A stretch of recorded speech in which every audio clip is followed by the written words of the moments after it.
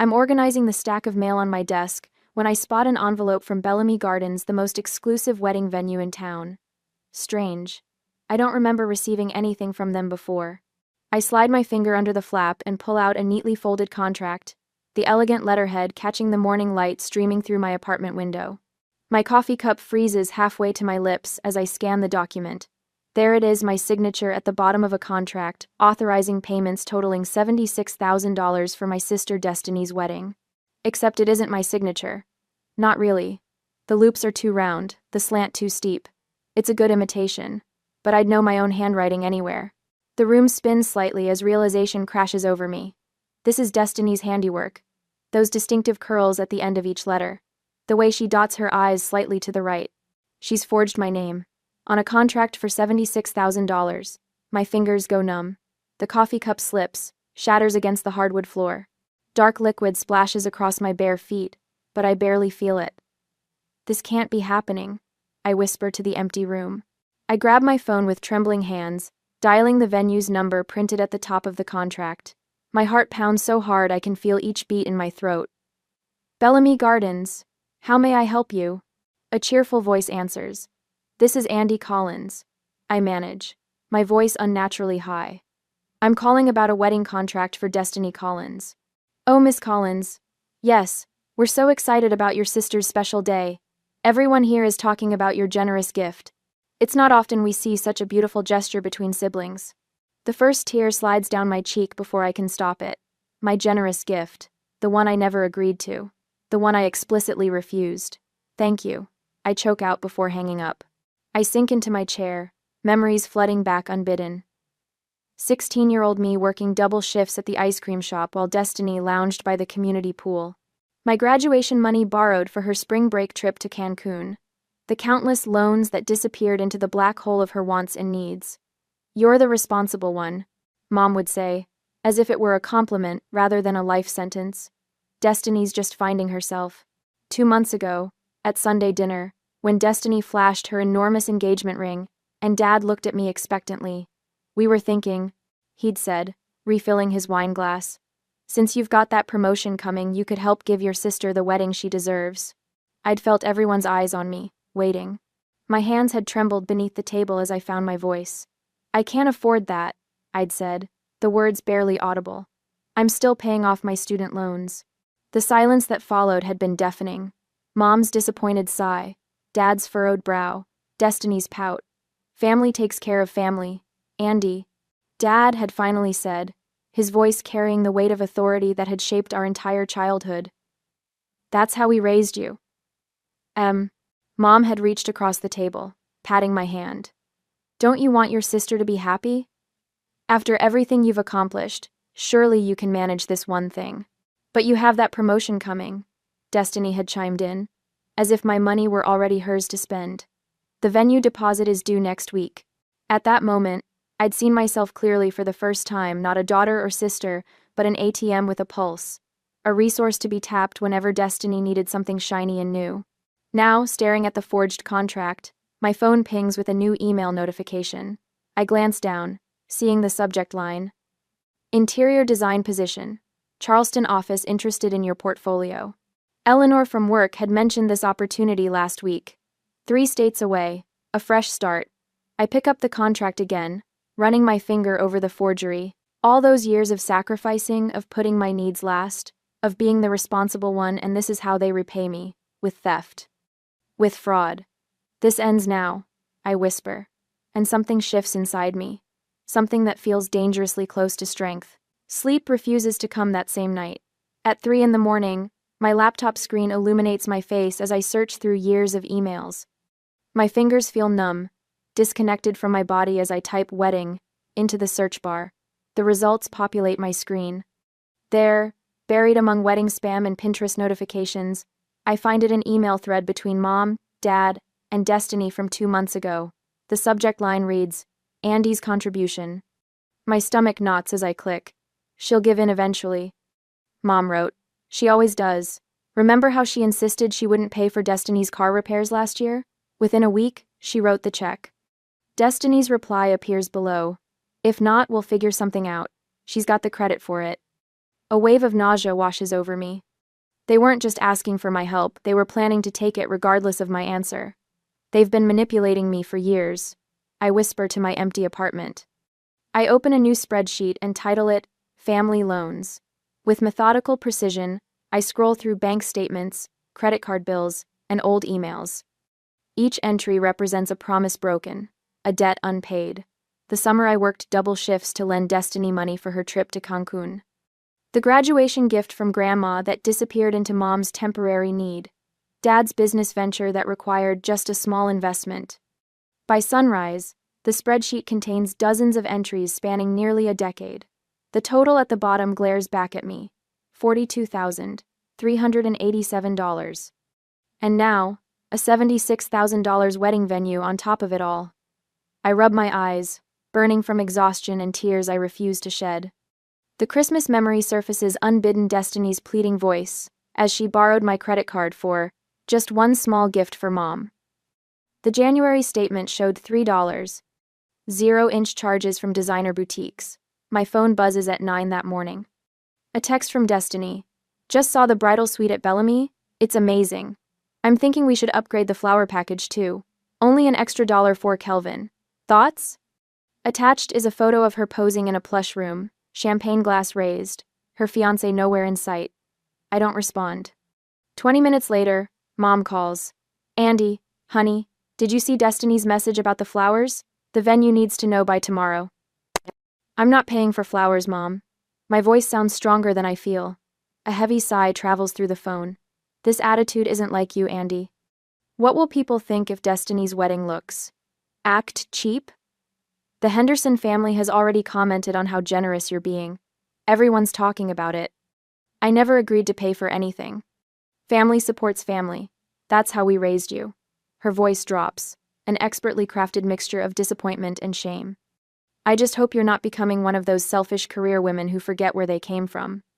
After we hang up, I check my credit score, something I haven't done since buying my car last year. The number has dropped nearly 40 points. A hard inquiry from Bellamy Gardens appears in the activity log, along with a new line of credit. They didn't just forge my signature, they're actively using my credit.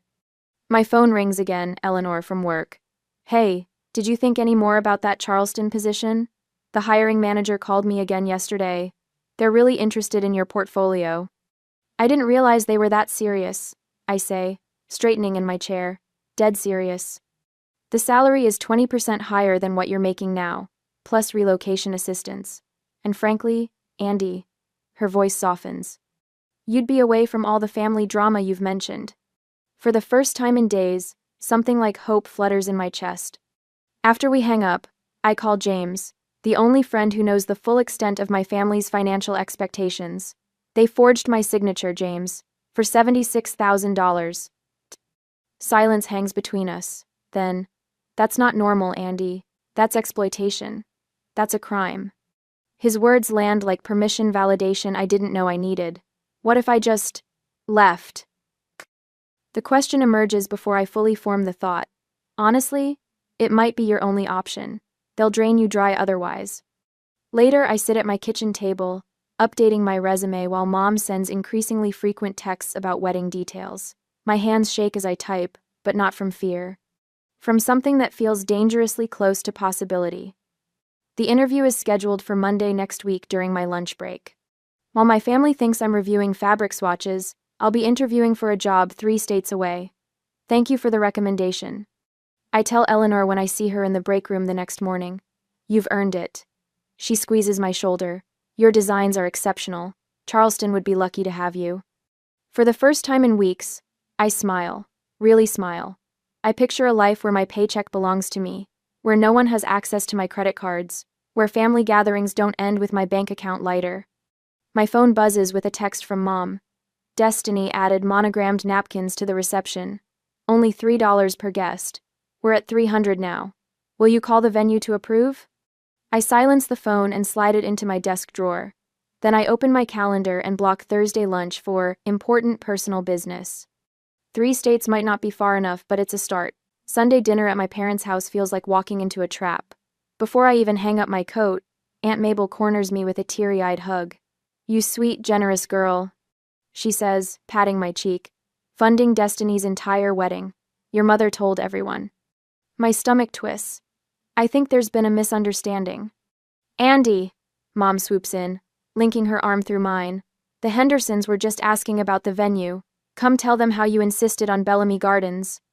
The living room buzzes with relatives and family friends, all smiling at me with approval I haven't earned and don't want. Dad stands by the fireplace, holding court. My daughter Andy wouldn't hear of anything less than the best, he boasts to his golf buddies. She said Destiny deserves a perfect day. Words I never said, a generosity I never offered. Destiny flutters between groups, the center of attention in a pale pink dress. She catches my eye across the room and bounces over, something large cradled in her arms. Look what arrived today. She thrusts an elaborate floral arrangement at me. Crystal teardrops hang from silver-dusted roses. Sample centerpieces, only 12 per table, and we need 30 tables minimum. I told them you said the sky's the limit. 30 tables? My voice comes out strangled. How many people are you inviting? Mom appears with her leather-bound planner. We're at 300 now. That feels right for our family, don't you think? 300 guests at a venue I never agreed to pay for. My head pounds. The final guest count is due next week, Destiny continues, oblivious to my expression. Oh, and the planner needs your credit card for the deposit on the ice sculpture. The room spins slightly. I mumble something about needing air and escape to the back porch. Monday lunch break. I sit in my car during lunch, heart hammering as my laptop screen fills with the face of Gregory Winters, creative director at Charleston Home and Design. Your portfolio shows remarkable restraint, he says, studying something off-screen. Most designers your age overdo it, but your spaces breathe. Thank you. I believe in creating rooms people actually want to live in. My voice comes out steadier than I expect. What salary range are you looking for? 3 months ago, this question would have made me stammer apologies for wanting to be paid. Today, something shifts. Based on my experience and the Charleston market, I'm looking for $82,000 annually, plus standard benefits. The words emerge clear and confident. Gregory raises his eyebrows, impressed rather than offended. That's precisely our range for this position. When he makes a joke about Southern hospitality being more than just a saying in Charleston, I laugh a real laugh that startles me with its authenticity. We'll be in touch very soon, he promises as we wrap up. I sit in my silent car afterward, realizing my hands haven't trembled once. During that week, I gather my documents for the confrontation, and that's how the week passes. Saturday brunch arrives with an unwelcome surprise. I'm buttering toast when the doorbell rings. Who could that be? Mom asks with a performance of confusion. The answer comes in the form of Marissa Williams, wedding planner extraordinaire, who breezes into the dining room with 3 bulging portfolios. Andy, finally we meet. She extends a manicured hand. Your sister speaks so highly of you. Now, I brought the updated invoices for your approval. My approval? I ask, accepting the folder she thrusts at me. I flip through pages of extravagant expenses. Custom champagne flutes, monogrammed napkins, a string quartet, imported orchids. Each bears a notation. A. Collins approval required. These charges seem excessive, I say carefully, watching Destiny from the corner of my eye. What's this $10,000 line item for lighting? Marissa frowns. But your sister said you specifically requested premium theatrical lighting for the dance floor. Destiny's face drains of color. Andy loves dramatic lighting. Right, Andy? Could I see all the contracts, please? My voice remains calm despite the rage building in my chest. Andy's just being thorough. Mom interjects, reaching for the coffee pot. Marissa, have you tried my cinnamon rolls? Let me fix you a plate. As they bustle toward the kitchen, I snap photos of the invoices with my phone. That evening, James brings takeout and legal research to my apartment. In this state, you can break a lease without penalty if you can prove identity theft, he says, spreading papers across my coffee table, especially with documentation showing your signature was forged. Eleanor sends 3 links to affordable apartments in Charleston's north area. Not glamorous, her message reads, but clean, safe, and 20 minutes from the office. I click through the virtual tour of a 1-bedroom with a small balcony. The rent is reasonable. The distance from my family, priceless. The official email arrived to my private email account on Tuesday morning, and I got the job. The salary matches what I requested. The start date is 3 weeks away. I drive to an empty parking lot to make the call. I'm delighted to accept, I tell Gregory, my voice strong and certain. That night, I digitally sign a lease agreement for the Charleston apartment. The move-in date aligns perfectly with my escape plan. 2 more weeks until I escape, I whisper to my reflection. Standing in my apartment on Friday night, I survey what I've built through years of hard work. The vintage desk I refinished myself, the watercolor I splurged on after my first promotion, the bookshelf filled with design references. On my dresser sits a photo from my design school graduation. I'm beaming, proud and hopeful, unaware of how my family would use that hope against me. Tears slide down my cheeks, but they feel different, cleansing rather than broken. I deserve to keep what I've earned, I say aloud to the empty room. The weekend becomes a strategic operation. I record Mom discussing Andy's contribution to the wedding. I organize bank statements showing unusual charges. I document every text where I explicitly refuse to pay. Monday morning, I call a moving company. We need to schedule for a specific time. I explain. The 14th, around noon. We can do that, the scheduler confirms. Any particular reason for the precise timing? Yes, I say, drafting an email to the Bellamy Gardens venue, explaining the signature forgery. My family will be at a cake tasting. The moving day arrives with perfect weather. From my window, I watch Mom's SUV pull away with Dad, Destiny, and the wedding planner inside. My phone vibrates continuously with Destiny's messages about fondant options. 10 minutes later, the moving truck rumbles into the parking lot. I take a deep breath, my hand on the doorknob. The movers head up the stairs as my phone lights up again. 7 missed calls from Destiny in the last 3 minutes. The game is beginning. I smile and open the door to my future. We'll start with the labeled boxes, I tell the 2 men in matching blue uniforms. My voice sounds foreign to my ears, steady, authoritative, nothing like the hesitant murmur I've used around my family for 27 years.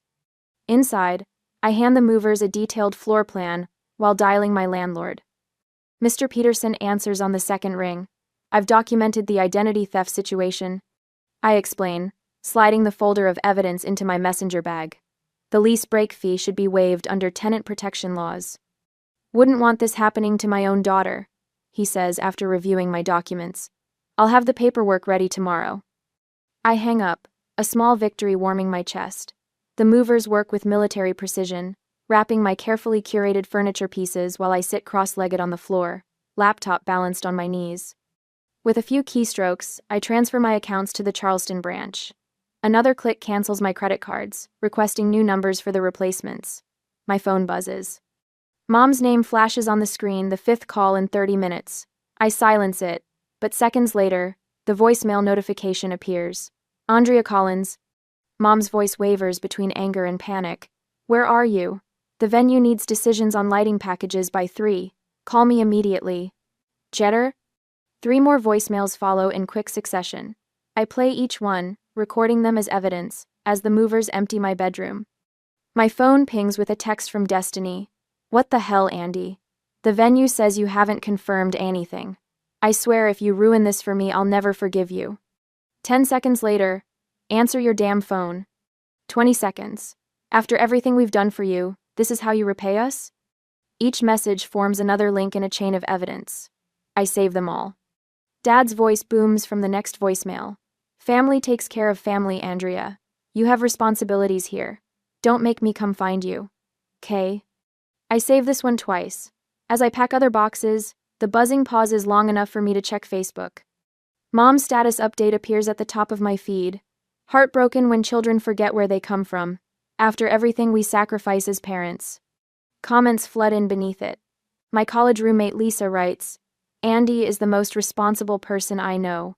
There must be some misunderstanding. My cousin Jennifer chimes in. Wait, I thought the wedding was being scaled back? Aunt Carol told me it was costing over $70,000. Destiny's bridesmaid Tara asks, who's paying for all this? I thought Andy was just handling the coordination, not the cost. I smile as the first cracks appear in their carefully constructed narrative. My phone rings again, James, this time.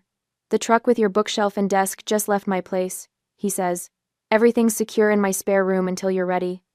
Thanks, James. I don't know what I'd... Stop. You'd do the same for me.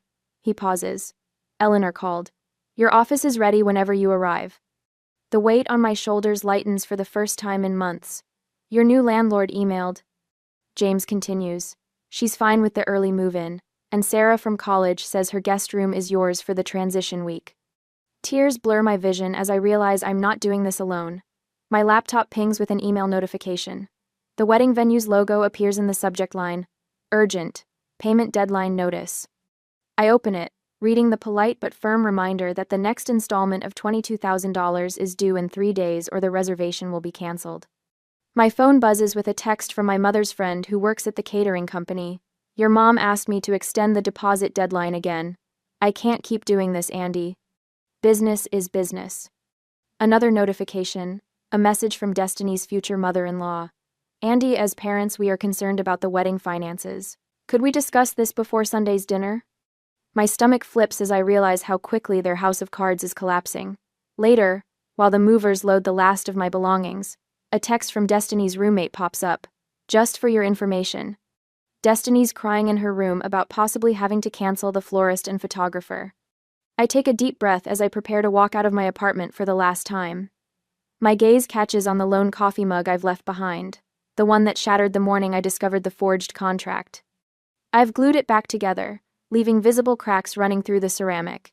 It sits on the counter with a note. Some things, once broken, can never be the same. Have you ever had to walk away from a situation to protect yourself? What gave you the courage? 4 days after moving, the text messages arrive like a swarm of hornets. 23 in the first hour after Mom discovers my empty apartment. 37 more by nightfall. How could you abandon your family? Mom writes. Dad's voice crackles through my voicemail. There could be legal consequences for backing out now, Andy. Think about what you're doing. I place my phone on the coffee table of my new Charleston apartment, watching it vibrate with incoming calls. The late afternoon sun casts long shadows across the hardwood floors. I've been here exactly 4 days, and already it feels more like home than any place I've lived before.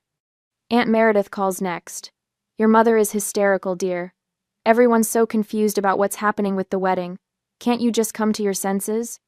I let her message play to completion, noting how easily my relatives have been enlisted as reinforcements. The calendar on my kitchen wall shows the wedding date circled in red. 1 week from today. My phone lights up with Destiny's name. Against my better judgment, I answer. You selfish, ungrateful witch, she hisses. After everything we've done for you. Everything you've done for me? I repeat, my voice steady in a way that surprises me. Pay for the wedding or you're dead to me, she says. Simple as that. That's your choice to make. I end the call before she can respond. My laptop screen glows as I open my email. The document I've spent weeks preparing is attached, ready to send. I click on it one last time, reviewing each element.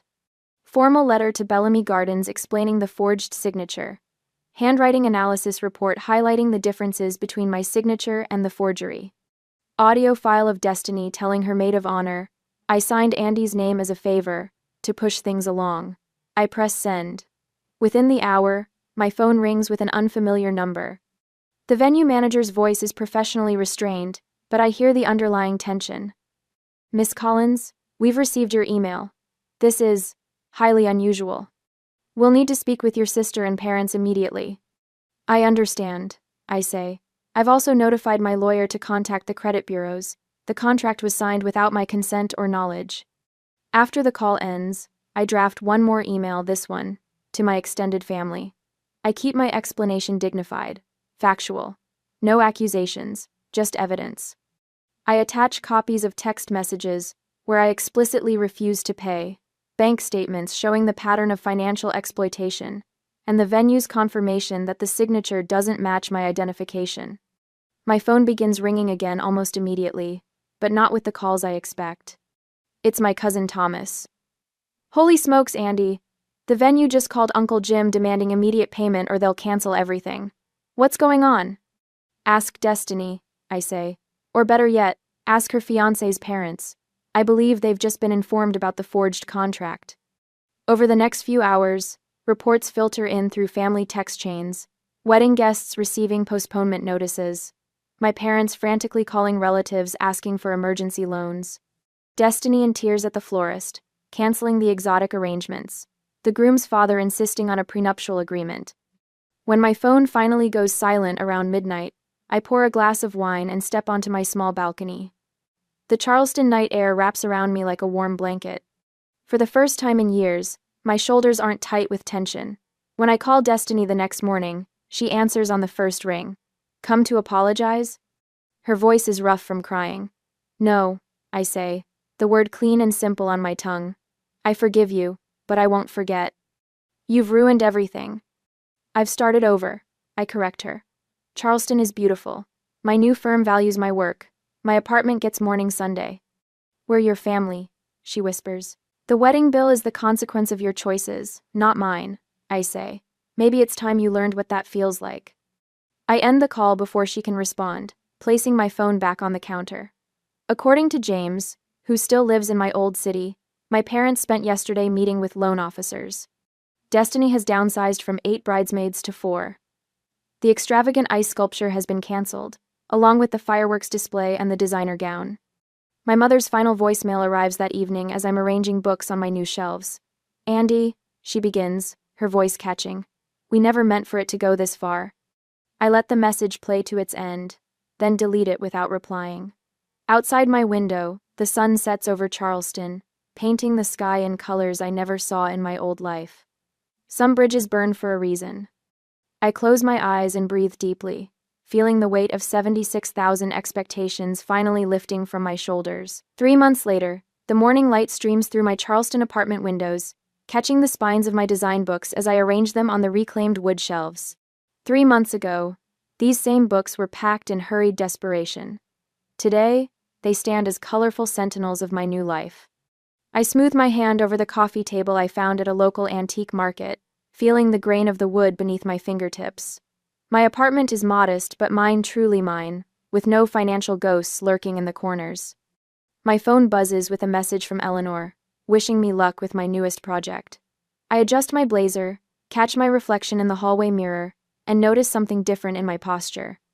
My shoulders no longer hunch forward, carrying the invisible weight of family obligation. The southern sunrise bathes my small balcony in gold as I sip my coffee. The lightness I feel isn't just the absence of debt, it's the presence of possibility. 3 months into my new position, Marcus, the senior designer, leans against my desk on Friday afternoon. "Andy, we need these concept boards finalized for Monday's presentation. I know it's your weekend, but..." He trails off, expectation hanging in the air. "I'm sorry, but I have plans this weekend," I reply, surprised by the steadiness in my voice. "I'd be happy to come in early Monday to help finalize everything." His eyebrows lift slightly. "Really? I figured you'd be all about earning some brownie points." "I value my personal time," I say, the word "no" resting comfortably on my tongue instead of sticking in my throat like it used to. "I'll deliver excellent work during work hours." Later, walking along King Street, I marvel at how easily that boundary formed. No rehearsal needed, no guilt afterward. My therapist calls this progress. Dr. Levine's office has become a weekly sanctuary where family patterns are dissected with clinical precision. "The first time you say no is the hardest," she told me during our initial session. Each time after gets a little easier. My journal entries confirm this. The first week in Charleston, woke up panicking about money. Last week, spent the whole day exploring without checking my phone once. The genuine laughter that bubbles up during lunch with my new colleagues startles me. At first it sounds foreign to my own ears, after so many months of tension. My housewarming gathering is small but vibrant a week later. Eleanor flew down for the weekend, bringing a potted fiddle leaf fig that now stands proudly by my living room window. James sent a care package with a handwritten note. "Proud of you" doesn't begin to cover it. Eleanor raises her glass. "To new beginnings and true family, the kind we choose." I blink back tears, realizing family isn't always determined by blood, but by who shows up when it matters. When Tara, our junior designer, confides about a client demanding extra revisions without payment, I recognize the familiar pattern. "Your work has value," I tell her, sharing my boundaries without sharing my scars. "And so do you." The satisfaction of helping someone avoid the path I traveled feels like closing a circle. When the email with pictures of Destiny's significantly downsized wedding appears on my screen, I feel no surge of vindication. I simply send a congratulations card online and continue with my day. The absence of anger surprises me most, not because I've forgiven, but because I've moved beyond needing to. At sunset, I stand at the Charleston waterfront, the letter from my mother heavy in my hands. The envelope contains the first hints of genuine remorse I've seen in years. I don't rush to respond. The guilt that would have consumed me months ago has been replaced by quiet acceptance. Some bridges burn for a reason, I whisper to the horizon, watching the sun sink into the harbor. The water stretches endlessly before me, full of directions I might choose to sail. Is forgiveness always necessary for healing, or is sometimes walking away the greatest gift you can give yourself? I don't know the answer yet. But for the first time, I have the space to figure it out on my own terms.